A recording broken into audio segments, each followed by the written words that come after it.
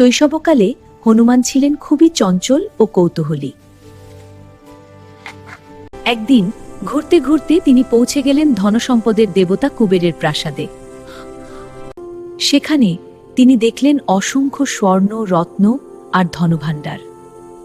সবকিছু দেখে হনুমান অবাক হয়ে গেলেন।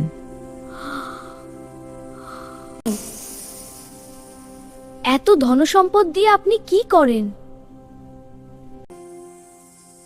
এই ধন মানুষের কল্যাণ ও সঠিক কাজে ব্যবহারের জন্য।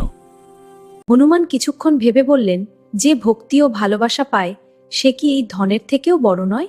কুবের আনন্দিত হয়ে বললেন, তুমি ঠিক বলেছ। সবচেয়ে বড় সম্পদ হল ভক্তি ও সৎহৃদয়।